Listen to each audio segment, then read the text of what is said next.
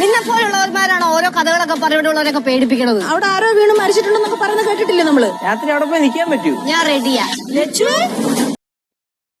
Hello, ഉപ്പുമുളകും പുത്തൻ promo വിശേഷങ്ങളിലേക്ക് എല്ലാ കൂട്ടുകാർക്കും സ്വാഗതം. അങ്ങനെ നമ്മുടെ പുതിയ പ്രൊമോയില് നമ്മുടെ ലച്ചു വരികയാണ്.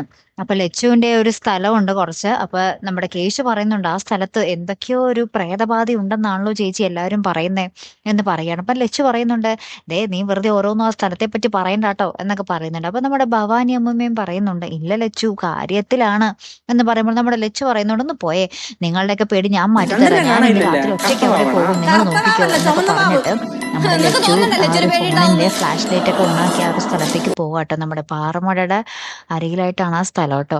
അങ്ങനെ നമ്മുടെ ലച്ചു പോകുന്നുണ്ട്. ലാസ്റ്റ് ഒരു ഫ്ലാഷ് ലൈറ്റ് ഒക്കെ വെച്ചിട്ട് പോയിട്ട്, കണ്ടോ ഞാൻ പറഞ്ഞില്ലേ ഇവിടെ ഒന്നുമില്ല എന്ന്, അവരൊക്കെ വെറുതെ പറഞ്ഞ് ഓരോന്നും പറഞ്ഞു പരത്തുക എന്ന് പറയുന്നതും കാണാം. നമ്മുടെ ലച്ചുവിന്റെ മുമ്പിൽ ഒരു അജ്ഞാത രൂപം വന്ന് നിൽക്കുന്നതും കാണാം. ലച്ചു അത് കണ്ട് അന്തം വിട്ടിങ്ങനെ കിറങ്ങി നിൽക്കുന്നുണ്ടേ. ഇനി എന്തായിരിക്കും നമ്മുടെ ലച്ചുവിന്റെ അവസ്ഥ? കാത്തിരുന്ന് തന്നെ കാണേണ്ടി വരും കേട്ടോ. ഇനി എന്തൊക്കെയായിരിക്കും നമ്മുടെ സീസൺ 2 പോലെ നമ്മുടെ ഹൈമാവതി ആ ടൈമിലെ പ്രേതകഥകൾ നിങ്ങൾക്ക് ഓർമ്മയില്ലേ? അതുപോലെ ഇനി തിരികെ വരികയാണോ എന്നും സംശയിക്കേണ്ടിയിരിക്കുന്നു. എന്തായാലും കാത്തിരുന്ന് തന്നെ കാണാം കേട്ടോ. അപ്പൊ അടുത്തൊരു വീഡിയോയുമായി വരുന്നത് വരയ്ക്കും ഗുഡ് ബൈ.